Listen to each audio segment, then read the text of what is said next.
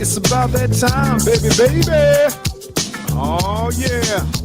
Here we go. Here we go. The Sinclair Show is on. It is on. Run it to your friends. Come on. Come on. Come on. It's a moment of the show tonight. Mailbag is tight. Sinclair is on the mic. Once again, it's on. You're still troubled in your home. Got your tripping, don't know right from wrong. Send your letters to the show so we can talk you through. Get the answers to your questions because we speak that truth. Sometimes you doubt yourself, lost your health. Faith is on the fence, but you believe in Jesus knows your wealth. Keep it moving, spirit flowing because we're here to provide someone to lean on when you're falling. Wednesday 8 and 9 and it's on.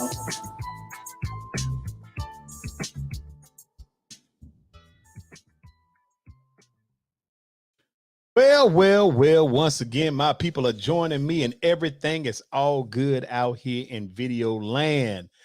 Whoo, we got a lot of stuff to talk about tonight, so I don't want to miss a moment of the time because you shouldn't be wanting to miss a moment of the show tonight, as the theme song says.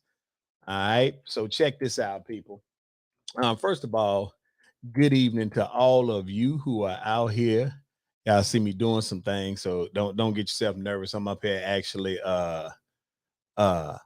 running through a few things to make sure. Let me see who's out here. People out here popping up on these comments. So let me see who's out here. First of all, Jay Dizzle, what's going on? The big homie is out there already. Then let me see who I see. Nikki Carter. Oh, she's always here waiting for an opportunity to trespass against us, as they say in the good book. Marcus Key, what's happening, big guy? Then I see Kiki Matthews, what's going on? She's out there in Hawaii, people. There go my mama. What's going on, mama? Then look at my brother Andre Williams. He said he's greetings from the Hampton Roads area. Good people. See, as a matter of fact, let me tell y'all something.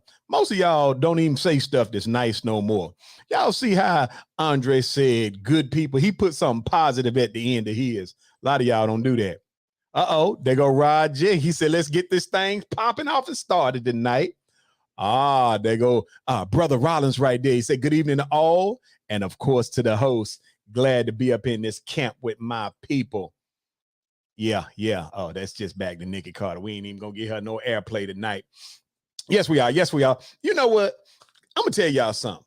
I might have missed y'all. I ain't been out here on the show because I'm gonna tell you, Uncle Cindy Sin been knee deep in the work process, man. They've been working me like the proverbial. Hold on for a second. Whoa. Y'all, we got our brother Andre to the Williams said the 19 got the whole house in the headlock. Listen, Andre, you know we're going to say a prayer for you tonight. You and the whole Williams clan, because we know, listen, let me tell y'all something. Y'all know Uncle Sin just went through that not long ago. So we ain't got none but love for you, none but prayers for you. We got you on lock. All you got, when you close your eyes at night, we got y'all whole team on lockdown. All right. So check this out, people. First of all, let me say a few things to my folks. All right. Matter of fact, let me start off the show the right way. Let me go out here and talk about some of my sponsors. Y'all didn't know I had sponsors, did you? And yeah, we're gonna get to the point where I got my little sponsors popping up on the page and everything. So let me go ahead and talk about all my sponsors tonight. I want to thank our sponsors, the Interdenominational Spiritual Training Center, where learning and your spirituality go hand in hand. I want to thank Divine Leaf. Y'all see I'm rocking some of that Divine Leaf wear. Y'all might want to get y'all some, but if you ain't no cigar smoker, you might not know what I'm talking about. The Divine Leaf, pushing the culture one divine leaf at a time. That's for all my cigar connoisseurs. Okay, I ain't talking about y'all other smokers. I'm talking about cigars aficionados, if you will. We want to talk about B. Wayne Wagner Ministries for your word and your walk. Carver Cigar. What is your Carver moment? And WBISLP Awesome Radio, our partner forever and ever for life. That's how we get down, people. Now, and I'd have had a lot of y'all hit me up about potentially being sponsors of the show. Let me say this, for those of you who I denied the opportunity, all right? It was not because I have some prejudice vibes in my body, but there are two reasons why I will not immediately accept some sponsorship. One, if I don't know enough about your organization, and if I can't research it on my own, then I'm not likely to do it. It's not that I have an issue with your product or anything like that. But if I don't know anything about it, I'm not going to attach my name to it. I've been very, very protective over my brand, my image, and certainly this show for years. The other thing is, sometimes there is something about things that I'm just not vibing. I'm not feeling for what I want to do. All right. We got some more people out here in the public land. Let me see who's out here. There go Brother Sizemore. Big shout out to Divine and my frat Carson Rawls. All right. And look at Taya Matthews. Oh, she done jumped in and dropped out with us. Let me see. Hey. Brother Andre, you see, Johnny said prayers going up to you and the clan. All right. That's how we get down right here. Let me see. Annie Moore, glad to see you on the show. And look, people, and so I want to finish explaining this before we move forward. And we got time, because that's the beauty of when you own your own thing, right? You can stay on as long as you want to, as long as y'all can keep your eyes open, even though I still got some homework to do.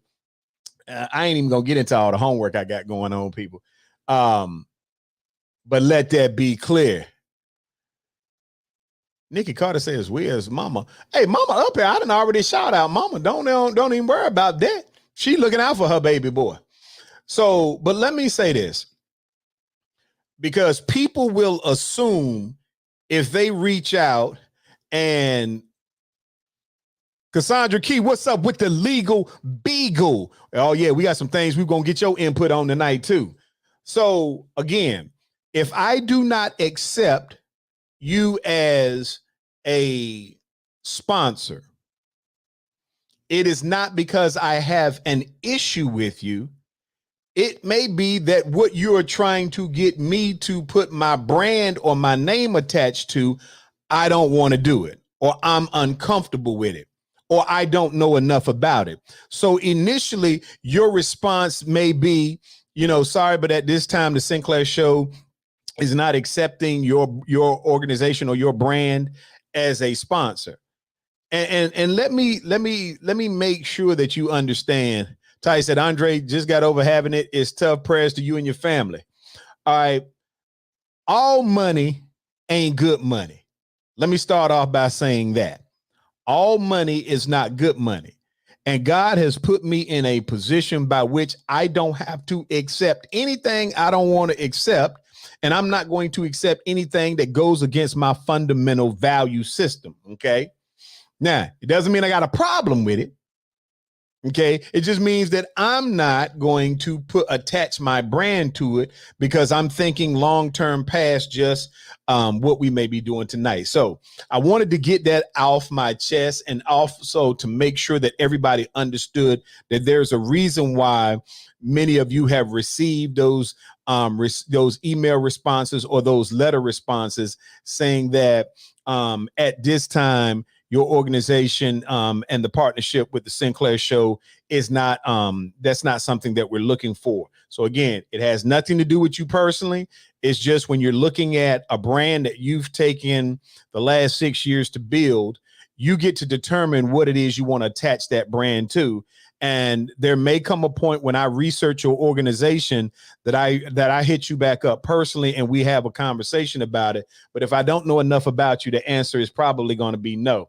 So for those people who hear my sponsors, my current 4 or 5 sponsors, look here, Brother Sizemore said, no old English ads on the Sinclair Show. Nope, not right now. We're not going to make that happen. That's right, Brother Rollins. You got to have some values, okay? And that doesn't mean that everything you hear up here, you might not understand it. Some of y'all might say, well, Sinclair, if you be working with God, why you putting up cigars and anything else? Because a cigar ain't gonna get you to hell. And I like cigars, okay? And I know the organizations and the people behind the ones that I put up here, and it's my business, all right? Just let y'all know that, for y'all start hitting me back with that. Now, if I do put the whole English 800 up here, y'all got to write the question, my judgment. All right. So let's get down to some of the things that we got to talk about tonight. All right. So, matter of fact, I am going to start somewhere that I didn't get to talk about last week. And I just popped it up on the bottom of the screen. And it's talking about, by now, most of you, if you haven't been living under a rock, you are aware of the 21 individuals who were killed at the school in Texas. All right. And these 21 students, well, it was 19 students and 2 teachers that were killed in Texas by a deranged gunman. Okay. And that by itself is troublesome. All right. And I've done my due diligence over this because it really bothered me, because obviously I work in a school system, although the one I work in is a college school. Things are happening everywhere. But this is what got me, people.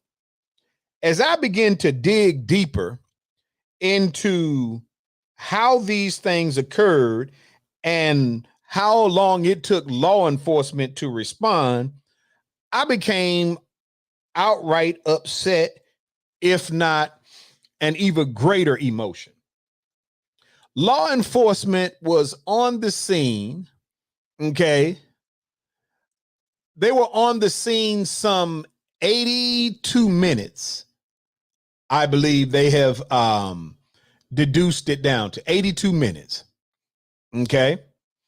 And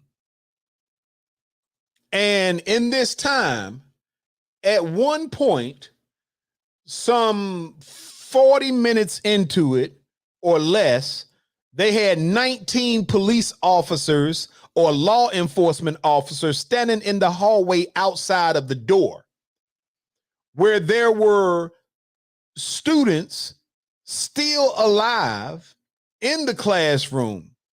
And around this time frame, we have proof based on the information coming up from the 911 that there were actually individual students who began calling 911, begging for law enforcement to come inside and to save them.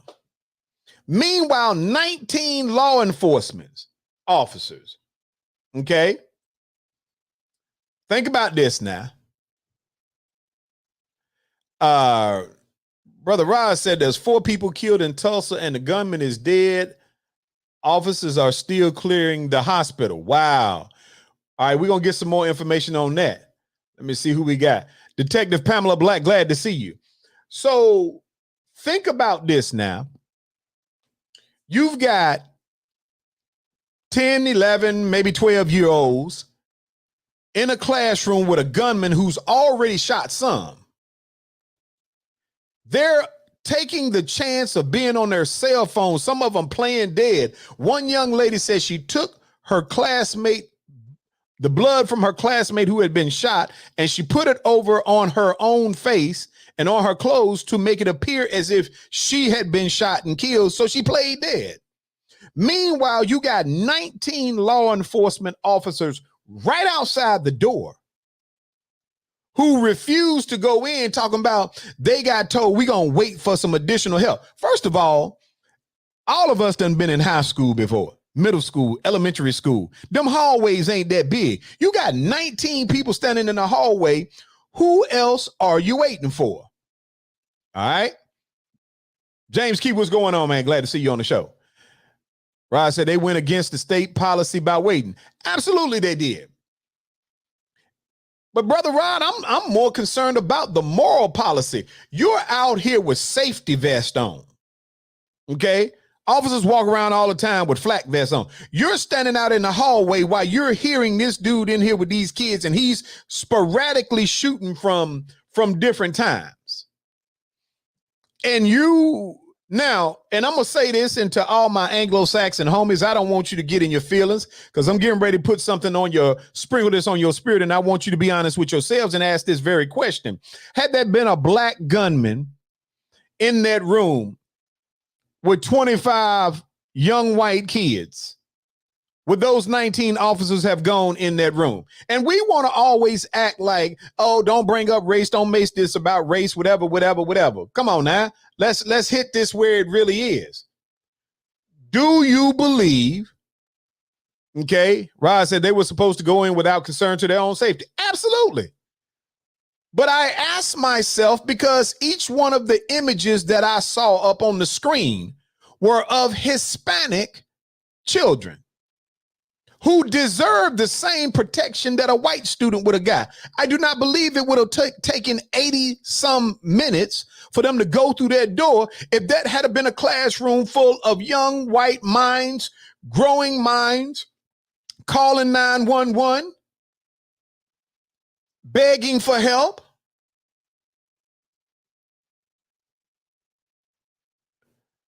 James said, nobody said, man, them kids, let's go. Absolutely. That nobody said that.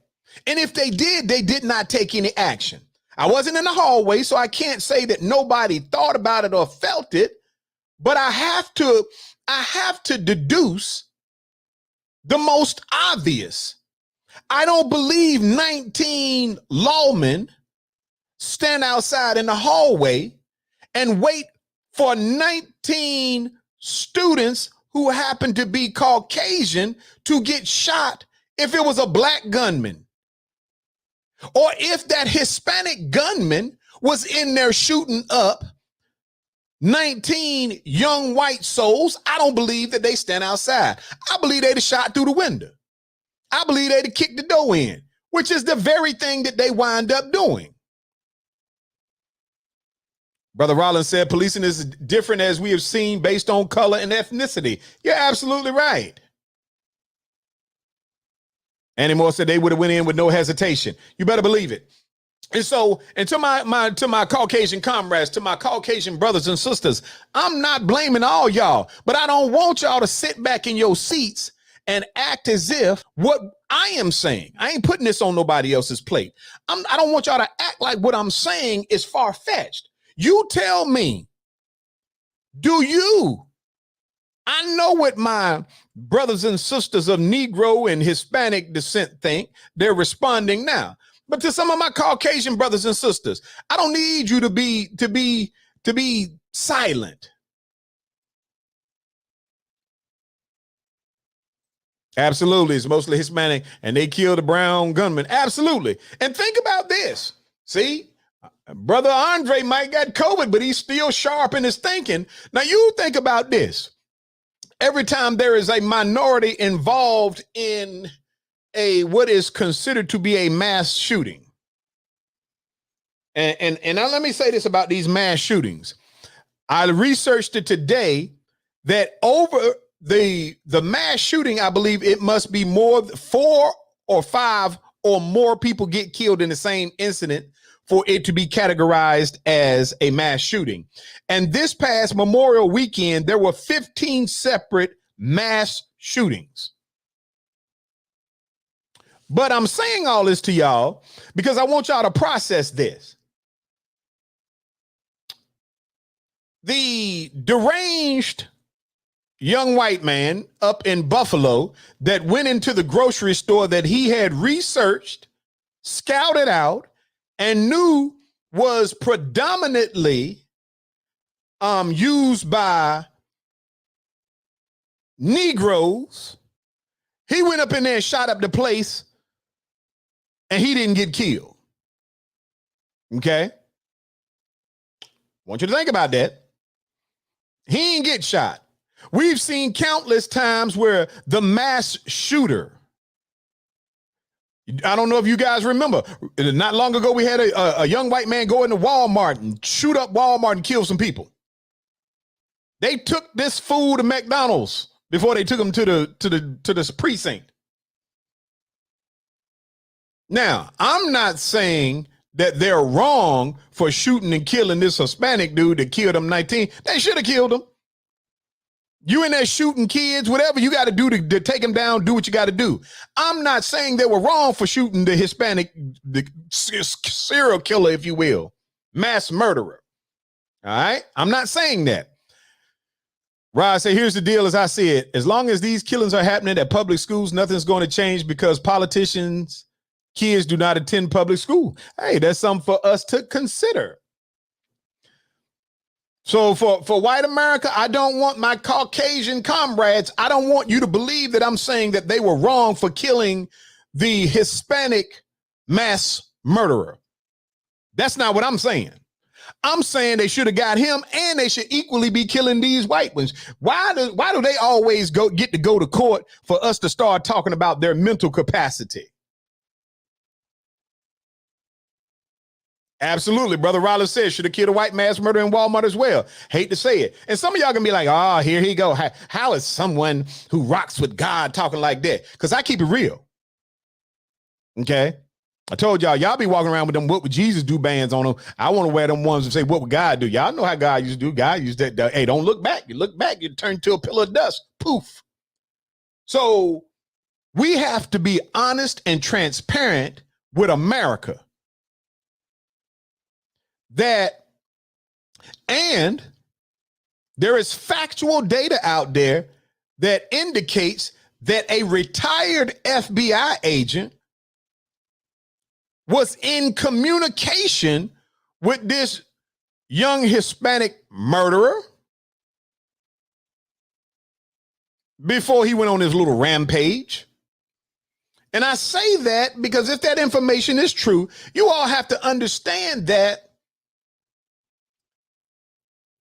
racist bigots do not care who carry out their bids of destruction. They don't care who do it. Okay. Rod says, so far, churches, school, hospitals, and all public areas are free game. Absolutely. Corey Parks, what's going on? But I want y'all to ponder this because sometimes we get it mixed up. Sometimes we act like just because Raleigh Rawls said we're living in troubled times. Some of you believe that just because I might be a racist, that I would turn down an opportunity to indoctrinate somebody to go do my work that wasn't white. I just said, definitely agree. He got what he deserved, but it's just the fact that other mass shooters get arrested and possibly a 4 for 4 on the way to the precinct. Absolutely. Somebody got a Happy Meal on his way after shooting up.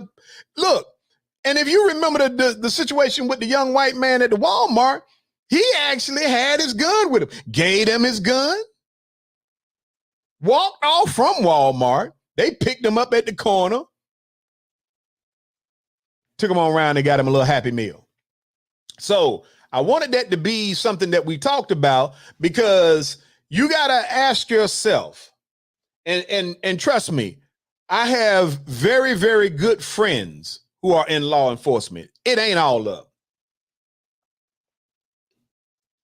Law enforcement officers around the country are consistently outgunned, out-equipped, undermanned by the criminal public. So I am not speaking ill of our everyday law enforcement. I know sheriffs personally. I know law enforcement officers personally.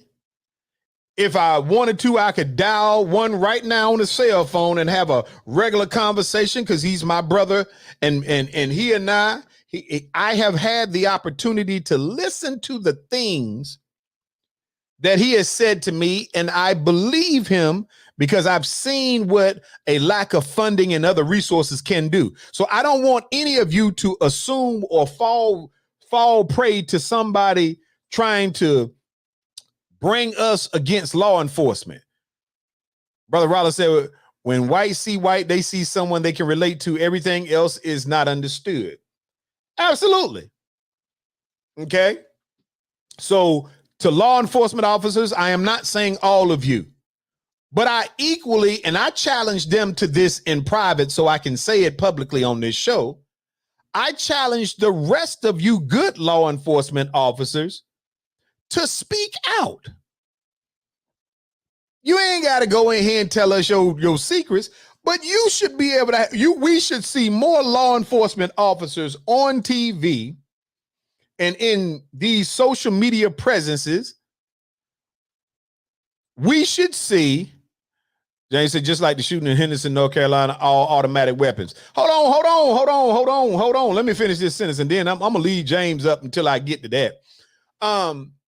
But we should see more law enforcement officers out here publicly talking about the difference in shameful acts like 19 officers standing in the hallway letting 11-year-olds get shot and killed from the rest of the good officers.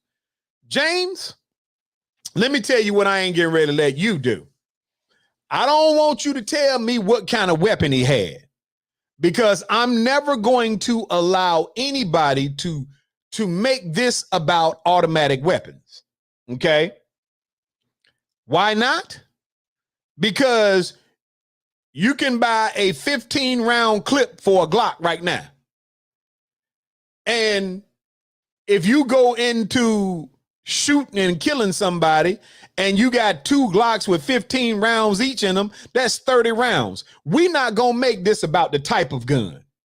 Okay? Andre says, someone asked me, do I think all these mass shooting is God's will? I simply said God allowed his own son to be crucified. What do you think he cares about mankind? Well, let me say this, brother Andre. James said they had, meaning police were outgunned, as you mentioned. Yeah, but no, we don't know that. Law enforcement do have some significant firepower. Rollins said, not God's work. People have free will. All right, let's go back to what Andre said. Andre, as an employee of Christ, let me say this. God allows people to determine which direction that they'll go.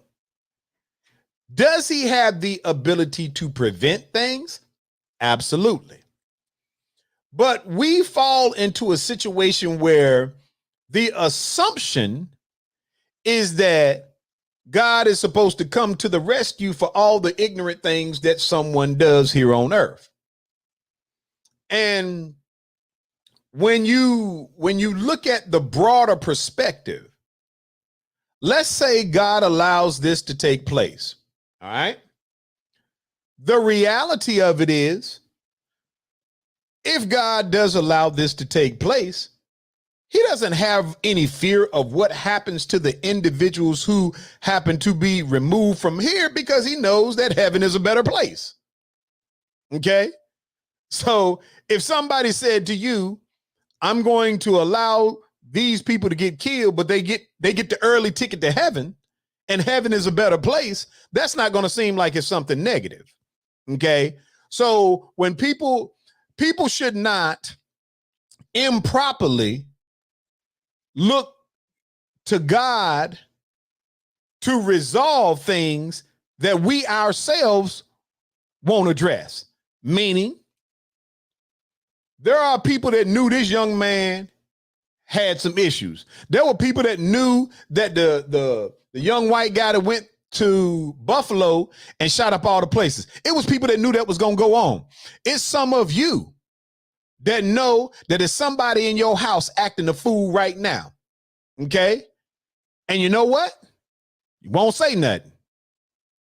We're going to stop putting the onus on God to come down here and act in a capacity that you won't do at your own house. And I'm not talking about you, Brother Williams, but I'm saying this because we walk around, and the first or second thing we want to do when we get emotionally drawn into something that is unfair by earthly standards is well, why would God do this?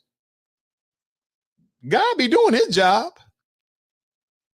It's no difference than asking the question when you know somebody is terrorizing your neighborhood, robbing folks, breaking in old ladies' houses, but you don't want to say nothing when the police come by and ask, have you seen anything? Who fault is that? when the person breaking in is living in the bedroom next to you? Whose fault is that?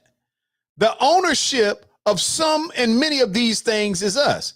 We create this ignorance, and while God could change it with just the thought of something, that ain't his obligation. He'll let you be as foolish as you want to be. That's just my perspective. All right. So let them know that, and then give them my number. They could call me.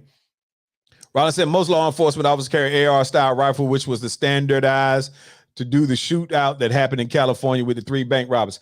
Absolutely. And again, James, I'm not picking on you personally, but I see a connection point to people wanting to talk about, and it's amazing to me, folks only want to talk about gun control when they're in the emotion of what happens in a mass shooting. You're not getting my guns. I'm not giving them to you. I got the right to bear arms. I have, certainly, I'm not going to put the quantity out there, but those of you all who know me know I have a substantial gun collection. That's what I enjoy. I'm not giving them to you, and I shouldn't have to be limited to the type of weapon that I have to protect myself or my family or those that I care about. I'm not giving you them because you have some instances out of 300 million, some people out here wilding out, and they happen to have a fetish for the same type of gun that I have. All right. James said, I was just touching the point that you said police was outgunned. Yeah, but nah, there's no indication this particular dude outgunned him. Nikki Carter said, no one is coming to take anyone's guns. I'm just making sure, Nikki, ain't nobody asked you to start acting like, I didn't say they were, but I'm just letting you know you're not getting mine. All right. Because the problem isn't with the type of gun that you have. The problem is if we could go down the path of saying, if every mama or daddy or grandma who is the caregiver of a fool who lives with them, that's been threatening and got your room painted black and got signs of satanic signs on the wall and always talking about they want to kill somebody of the other race or just kill people in general. If just that group of people turn in the food that live with them, you could probably cut out 70% of this ignorance. All right. Let's see what the public talking about. Brother Rod said there are laws on the books that are not being enforced simply because they are understaffed. That's true. Brother Rollins said no person outgunning the police department. Brother Rollins, let me say this. That particular statement is not factual. I know personally. I had a meeting about a month and a half ago with the sheriff, and I'm not gonna say where he's at because I don't want y'all bombarding him, because you ain't gonna be bombarding him to give him no money to get no weapons. But sometimes the thing about being outmanned or outgunned is this. The sheriff said to me, the local community becomes outraged when certain weapons are used in the pursuit of justice, and that they often have to try to explain to the public that criminals have access to the same body armor, access to the same equipment that law enforcement has. And so using regular handguns doesn't always do the trick. But I am told that it is a fine line between what the public will accept, because most of the time the law enforcement, when they got to draw out on somebody, it's somebody that everybody in the community knows. All right. So I'm putting that there out there so you understand that he was not necessarily implying that they don't have the same weaponry in their arsenals, if you will. But the general public doesn't have they don't really have the stomach for what it takes sometimes. Rod said, I'm sure his grandmother tried to stop him and he shot her. That could be the case in this particular one, but I'm talking about in many of these other cases. Nikki Carter said they don't need tanks and other militarized equipment. Well, I don't know. When we got criminals barricading themselves in basements and all kind of other stuff, what equipment would you want to restrict them from having? If Nikki, if you were in a relationship with an abusive dude who had you in the basement and he had all kind of guns and stuff down there, what would you say that a police department shouldn't have at their disposal to come down there and get you and save you? Ponder on that. Andre said, indeed, God gives us our own discernment. Now, I don't agree that any ordinary Joe Blow should own automatic weapons, but to each his own. I agree it's not the type of weapon, but an automatic weapon will render more destruction when it is in the wrong hands. They definitely shouldn't be so easy to access. The reality, though, is that the only thing that will happen if you put greater restrictions on ownership is this. The Constitution provides individuals the right to bear arms and doesn't limit the type of arms. So the Supreme Court is never going to say, we're going to allow somebody to take the opportunity to decide what the forefathers didn't. If you extend the amount of time it takes to validate that a person can get a gun. Now, I'm not opposed to saying a person should have to wait a week to buy a gun. But the time that you're waiting is actually to do background checks. And because we have expedited the systems that we use today, it doesn't take you long to find out if somebody got a background issue. Okay? But I want you to comprehend this. Will extending the amount of time that it takes for a person to acquire a gun legally, will it stop some of this? I must concede it would probably reduce it by some small percentage. Maybe let's shoot for the moon at 20%. And the only reason why I'm giving it any levity to that is because I do realize that some people who go out here and commit mass murders and crimes that are related to their emotion, it is the emotion. And maybe if they had to wait 7 days to get it, maybe they wouldn't be as angry in 7 days. So there's a possibility. We must always assume that it's possible, okay? Let me see what Ty is talking about. She said, I agree, it might reduce a small percentage, but most of these crimes are not committed by people who are purchasing weapons. And even if they did, they didn't have anything in their background that indicated that they couldn't. Okay? James said the forefathers didn't have automatic weapons. James, it does not matter. James, let me ask you a question. Do you own a handgun? Okay. And if the answer to you owning a handgun is yes, my next question is, does it have clips in it? Meaning, is it a weapon that you can put more than 6 rounds in at a time? Rod said, here's the reality. He harped on automatic weapons. No citizen can buy an automatic weapon off the shelf. Absolutely. If I say, hey, Minister Sinclair, what's going on, girl? Glad to see you. So, again, if you own a handgun that can put 15 rounds in the clip, we're arguing about semantics. We are arguing about semantics. There go my armor bearer. What's going on, Essie? Glad to see you tonight. We should not be talking about the automatic weapon, the AR style weapons. Listen, I'm gonna be honest with y'all. I got everything, including a sniper rifle. It doesn't make me get up and go out here and shoot people. Could I? Certainly. But it's not because I have the equipment to do it. I could go out there. If I had a one-shot rifle, I could still go out there and do it.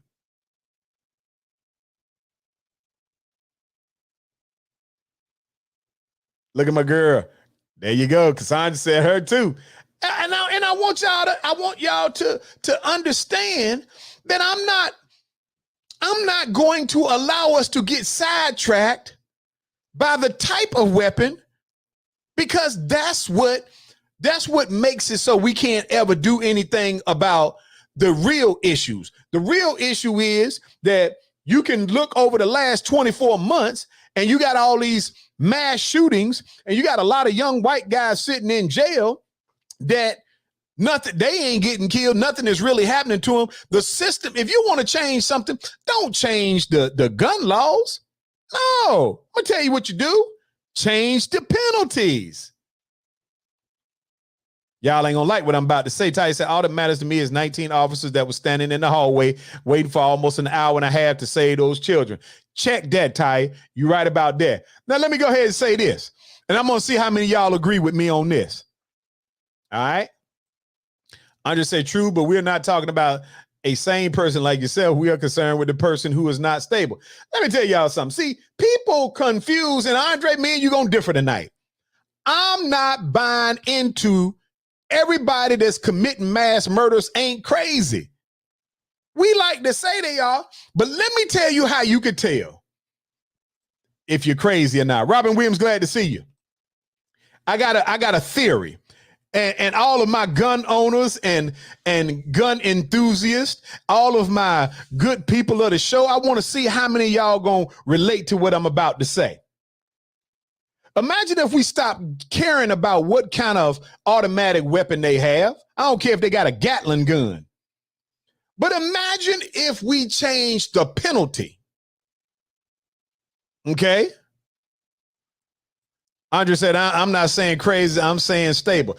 Whatever, Andre, I ain't rocking with you on that. I know the COVID got you, so I'm gonna let you slide on that. Ty said, I don't think most people commit mass murders are crazy. I think most of them have anger management issues and are feeling justified in doing what they're doing. Some of them, okay. Rod said people use any tool at their disposal to kill. Absolutely. Ty said, I'm with you on that. Change the penalties. Let's talk about the penalties. I'm gonna see if I can convert some of you right now. Imagine this, my good people. What if, hold on, we got a new one up in here. Chris Mathis said, do you agree that the gun age should be raised from 18 to 21 like smoking and drinking? Yes, I believe that. Listen, I believe that the type of gun that you can purchase, I wouldn't have a problem with you raising it to 21, but you got 21-year-olds killing. I don't even know that that's the most impactful phase, but Brother Mathis, I could rock with you on that. I could give a little bit on that. James said all assault rifles should have a grace period. No, James, it shouldn't. But I'm gonna tell you how you can meet me at the crossroad on this. Y'all, let me finish this. All my good listeners, how about we stop worrying about the weaponry and we agree that the penalty phase changes? Meaning, if you go and you commit mass murder, meaning you kill 2, 3, 4, 5 people or more at one time, and you did it by shooting, stabbing, whatever method, bombs, whatever method you chose to do, that if we can prove it was you, that within 48 hours we put you to death.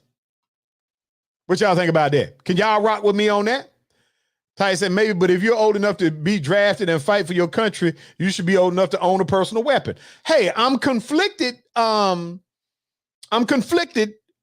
Ty, and the reason why I say that, because me being a prior service member, a disabled vet, if you will, here's the reason why I'm conflicted about that. Because you can be old enough to join the service, but the first thing that happens when you join the service is you have to go to basic training. You got to spend 8, 13, 15 weeks in a training environment by which somebody is is indoctrinating you to a different way of thinking from what you was before. Then you're going to spend probably another 13 to 20 weeks in an advanced individual training location where, again, you're getting guidance, you're getting training. So I can say that, yeah, you should be able to do some things if you're in the military, because it begins with a process of training and knowledge. So I can see what Brother Matthews is saying. Mathis is saying, hey, we should raise the age on some. All right. The shooter in New Mexico was what? James, you was talking about the shooter in New Mexico was what? I don't get what you were saying. But at any rate, would you all be supportive of leaving the type of weapon out of the equation and changing the penalty phase to, if we know you did it, if we got you on camera, that within 48 hours, we put you down? Would y'all be okay with that? Let me see what I'm getting. Andre said, I feel there should be several changes, penalties and gun laws. All change will help the solution. Changing gun laws won't hurt anything. It will only help, even if it's a slight percentage. All right, I'm going to rock with you on that. Chris said, in the military, you are in a controlled environment with your weapon. All right, I'm going to rock with you on that. Rod said, the penalty will not hold up because we have laws protect the criminals because they're afforded a fair trial. Okay, let's stop right there. Brother Rod, I agree. But I said, would you all, if we're going to change anything, would you be amendable to, if we've got the evidence to show that you the person that did this, that we don't have to let you go and run through the legal system for years and years and years and hope that some agency can come back up and find some way to get you off because you say you ain't crazy no more. If we know you did it, put them down. Okay. James said the same age. Brother Sizemore said, I don't know if a mass shooter has high regard for their own life, so being put to death may not be a deterrent. Well, let me say this, Brother Sizemore. The thing about that is that if they really wanted to be killed, they wouldn't turn themselves in. I believe that most young Anglo-Saxon white males don't believe they're going to be killed. They're going to be sympathizers with them. They may even feel like, you know what? I become a living martyr. I go to jail. The white supremacists in there going to give me high fives because I killed up a bunch of black folks. People that want to die, they do stuff to make sure it happens. So I believe that they do not want to die. I believe that they have been either of their own volition or because somebody else done hit them across the head and indoctrinated them a certain way, that they believe the outcome is far greater. But if you may, y'all just said, now hold on. Y'all just said any little bit helps. You mean to tell me you don't believe that, hold on. Did Nikki Carter say death penalty is not a deterrent? How you know? Rod said that would only be rational if the law was standardized in all states. Absolutely, I agree. We're talking, I'm offering y'all another solution other than trying to take somebody's weapons. Okay? I'm just saying, we know they're guilty, string them up, he'll teach the rest. That, you know what? Somebody said to me, and I cannot remember who, so I don't want to take credit for. Somebody told me, when you got folks acting a fool, all you got to do is hang one of them in the hallway. Now, I know that's a strict way of thinking about it, but listen to what we're talking about. We're talking about, we don't think something is a deterrent. Okay? But I promise you this. Make no mistake about it. If you didn't believe, Ty said, I think death penalty would be a deterrent for if it didn't take 10 to 15. That's what I'm talking about. If the death penalty would be a actual deterrent, if you knew that in 48 hours you up out of here. It's not a deterrent if you know you could be on death row for 30 years. It's not a deterrent if you know they're going to put you in an isolated room where they're going to just bring you your food and you can't go exercise but 10, 15, 20 minutes out of the day. No, that ain't a deterrent. But it's a deterrent if you knew, you're going to be out of here in about 48 hot ones. Brother Sizemore said, well, if the law can pass, I'm for it, brother. See, and all I want y'all to do is begin to think outside of the box, because here's what I am certain of. We talk about a lot of things, but let me tell you what we don't see. We don't see people wanting to go out here and be on no jihad. You know how y'all try to put everything on my Arabic brothers and sisters. When y'all talking about, oh, they'll grab a plane and crash into a building, they'll do this, they'll blow themselves up, this, and that. You don't hear none of that in America. You know why? Because we're too vain. We do value life. We might not value somebody else's, but we value ours. So when you tell somebody the direct consequence of you killing mass people is that within 48 hours of you doing it, if we got definitive proof, meaning we seen you in the room shooting, pulling the trigger, we got you on video pulling the trigger, we there's no doubt that you the person that did it, within 48 we execute you, I promise you it's a deterrent. But we're not thinking 20 years down the line. All right, let me see, who is James Thomas? It wouldn't be a deterrent for a how many kamikaze acts do we have in the United States? Stop playing with my intelligence. Stop playing with the people. We don't see a lot of them. We see a lot of mass murderers that thought they could get away with it. That's what we had. See, that's why we can't get nowhere in our society. Because there's always going to be some people that gives but what about this? You give me the percentage of them that we actually see.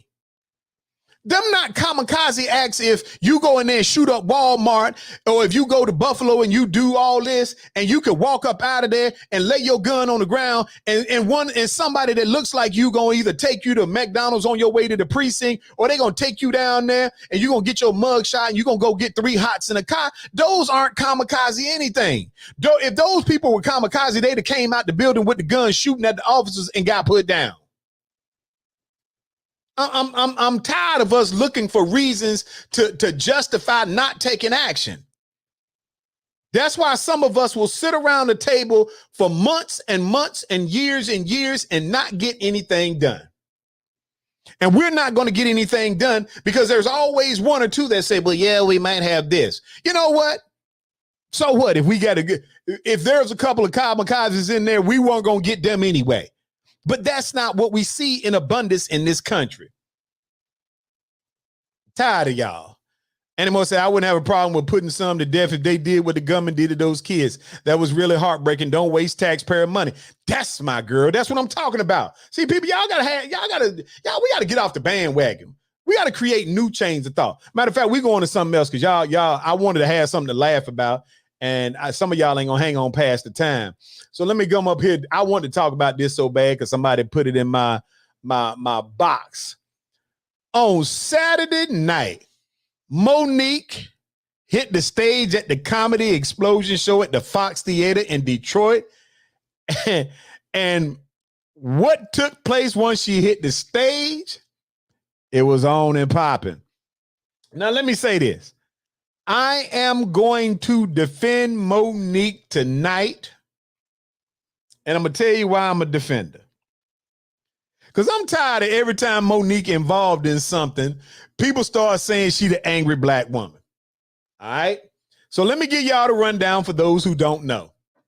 It appears that Monique and D.L. Hughley, both prominent comedians, were on the same show. And both of them happened to have contracts that indicated that they would be the headliner. For some of y'all that don't know what that means the headline act generally gets paid more and is the last person to go on stage. They get to close it out, if you will, and they get a little bit more time. Not much, normally about 15, 20 minutes more. So Monique has a contract that says she's the headliner.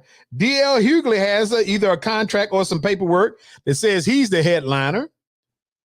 And so when D.L. Hughley is confronted with the situation, He says to the promoter, I'm supposed to be the headliner. I'm not going out there after her. Before her. If I got to do that, I'll get back in my vehicle and go on about my business. So then they go talk to Monique. And they tell Monique. And Monique is livid. Because we all know that Monique she's been done wrong in the past. And some of you who have browbeated on Monique and talked about, hold on. Somebody said, we must ask ourselves, is everyone else or is it Monique? All right, Rod, I'm about to handle that in a second. Chris Matt says she's not an angry black woman, but according to the program, DL went last. All right, but let me say this. First, Rod, let me say this. It can be everybody else. All right, because we're talking about Hollywood. And yeah, if I got a contract, Nikki said, shaking my head. Andre said both had contracts. It's neither their fault. Blame the promoter. Absolutely, Andre. That's what I'm about to say, my brother. Nikki Carter said it's her. You see how easy we will turn on the black woman in instances where because people have said she's had this attitude before. Let me tell y'all something. You all are some hypocrites. And I'm not going to let you run Monique down. Now, I don't have a problem with DL standing his ground because both of them had contracts. And what Andre said was factual. It was the promoter's fault. He sold both of them because he wanted to get both of them there. But let me tell y'all why I got a problem with you trying to jump on Monique's case. And I used to be just like you all until one thing happened. I've never seen a case where Monique was lying about what she said. She may have been angry. She may have been loud and boisterous. But when Lee Daniels in the last 2 months went on stage with her and apologized and said the very things that this woman had accused him of over the years that he did, I didn't see none of y'all going out there and posting up no apologies. I don't have to allow you to treat me some kind of way for the good of getting along or staying in the game. And it just so happens because Oprah was trying to tell her, yeah, it may have happened, but just go with it. Because Tyler Perry was saying, yeah, but you know how the system works. You want her, who has a contract, to do something outside of her contract because she's been asked to, or she's considered to be a negative person. Cassandra, our legal beagle. If you have a contract, you're only obligated to honor the contract. Am I right or wrong? And while she responds, again, why are we so quick to throw a woman under the bus who is simply defending what her contract says? D.L. Hughley wasn't her problem, but if D.L. Hughley made comments that became derogatory because he was incensed in the back room by the fact that it was something going on, remember, the only reason, hold on, let me see what Rod said. Rod said, I'm a Monique fan, but why did she get up there and disrespect his family? And that's why I'm disappointed in her. Deal with DL and leave the family alone. Okay, listen to me. I heard what she said about his family. She didn't say anything negative about that man's family. She said, now, how you, look, Cassandra, our legal beagle said, now how you honor a contract can and may be debatable. Absolutely. The point that I was making is you can't tell me if you try to screw me over on a contract that now you're going to tell me how I'm supposed to act for you doing that. And let me say this to you all. Here's the deal. And I want y'all to listen to me. D.L. Hughley wasn't sitting in the back acting like no gracious gentleman. He was back there talking reckless. You know why y'all mad?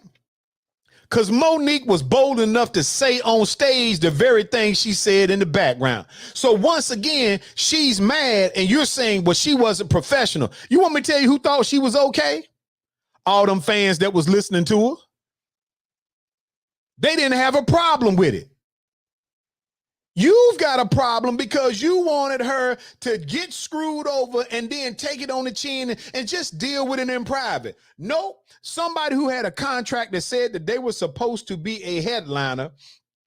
Pamela German, glad to see you tonight. Somebody who had a contract who said they were supposed to be a headliner was then told that one, they weren't getting the time that they were supposed to get.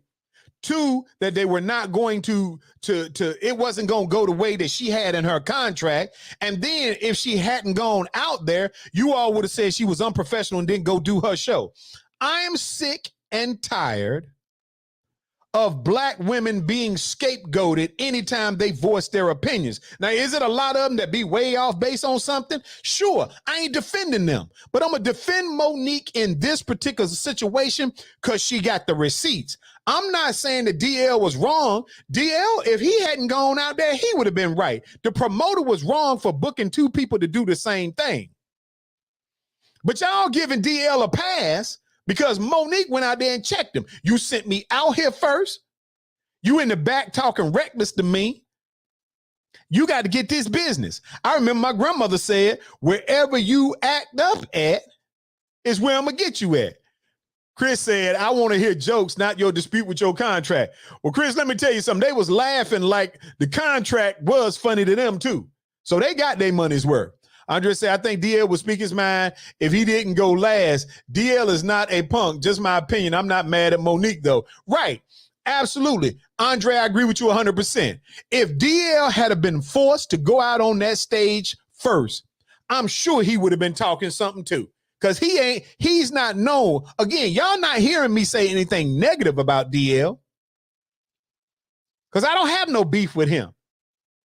I'm just sick and tired of, if we gonna rock a certain way, I'm sick and tired of you all coming to the point where when you're dealing with people, especially somebody like Monique, y'all mad because she called her husband daddy and let him run her business. You ain't mad if she go out here and get somebody white to be her manager or somebody else to be her manager. You mad because she's in the type of relationship where she's comfortable calling her man daddy. I bet 90% of the men on here would enjoy if they was in a relationship where their wife had enough care, concern, or whatever you want to call it, and she looked at him and called him daddy. That's their little pet names. Why you mad about it? Because she's staying with her man. He's staying with her. They get out on there and they handle their business. I don't understand what the beef is.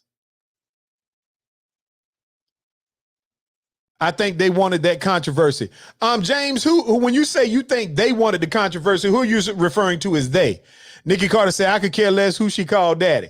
I'm just talking about what, you know what, Nikki, I'm going to ban you from the show. You going in Sinclair's show purgatory for about 7 days. Keep on. Let me see. Andre say, hey, my wife calls me dad. See? Now, I don't see y'all being married with Andre. Don't be married with her. Promoters. Absolutely, James. I agree with you 100%. The promoters knew exactly what they was doing. No doubt. Okay?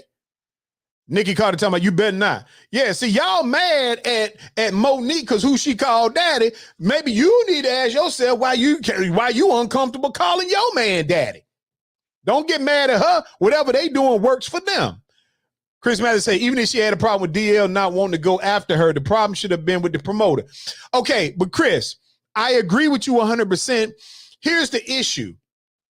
It is always the person who winds up getting what they believe is messed over who will lash out the worst. All right. So I do believe that because Monique ultimately acquiesced what DL wanted is why and remember, at the time, she didn't know what his contract said. This was a verbal thing going on. She knew what her contract said, but at that point, she had not seen his. All right. So it appeared to her that all DL was doing was back there acting like a diva. Let me see what Rod said. I have no issue with a woman standing up for herself. From DL viewpoint, she showed up late to try to force DL to go out first. DL states that's a trick to force him Okay, well, hold on, Rod. Here's the problem. You're accepting what DL said, but here's the thing. If she thought she was the headliner, she wasn't late. You can't be late if you think you go on last. Okay? James said that wasn't going to trump DL with Monique, and she's a top act. Absolutely. See, that's the thing for me is you guys are, some of you are looking at this from a perspective of she was unprofessional. No, she wasn't. You know what she got paid to do? Before this incident and after this incident, she was paid to go out there, get the crowd amped up. She was paid to go out there and make them laugh. You know what she did? She got the crowd amped up and they were certainly laughing. I've watched it 3-4 times, all right? Chris Mathers said he stated she was late according to the program. Okay, Chris, listen to what I'm trying to explain to you. She wasn't late if she did not think that she had to go on. Nikki Carter said, you don't want to accept DL's side of the story. I'm accepting both sides of the story because I believe both of them, both DL and Monique, got played by the promoter. I believe that. Ty said, that's right. She just needed to be at the venue in time enough to perform when she was scheduled to perform. Absolutely. No, she wasn't late. If I got a contract that says I'm the last one to go, but the promoter should have made it clear we who was first and made it clear. Absolutely. But okay, Rod, listen to what I'm saying. She has a signed contract that says she was to be the headliner and she was to go last. I've seen it. It's signed. Now, I've seen that DL had some paperwork that said he was going to be the headliner. All I'm telling you all is I believe they both got played, but stop saying for those people talking about she was late. You're not late if you believe you last and you got a contract to say it. Brother Silas will say, I want to know how much each of those were those tickets. Monique and DL on the same show. Either could perform last. Absolutely. It's something in their industry that makes them feel like, Cassandra said, I'm looking at both contracts. They are different and both are listed as headliner. Thank you, Cassandra. That's the same thing I said. I know the promoter screwed them both over.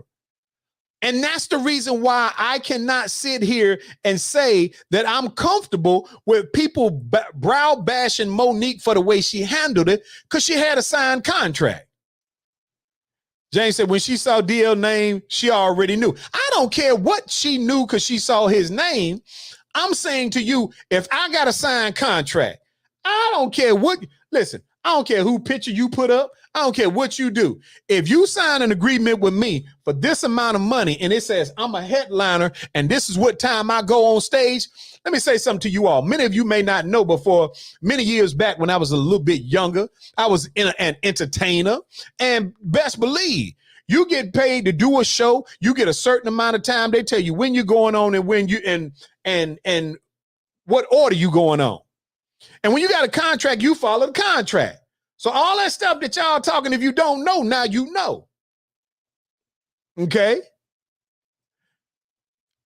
Nikki said James or definitely should have known. See, again, if you don't know because you ain't never been in that industry, and I'm not talking about the comedic industry, I'm talking about the entertainment industry. If you've never been on that scale where you had to deal with contracts, let me tell you something. The contracts got all the information on it. So stop implying that Monique was a certain way when she had every right to be in that frame of mind, because as I've tried to tell you, as Cassandra has tried to tell you, the contract states what Monique said.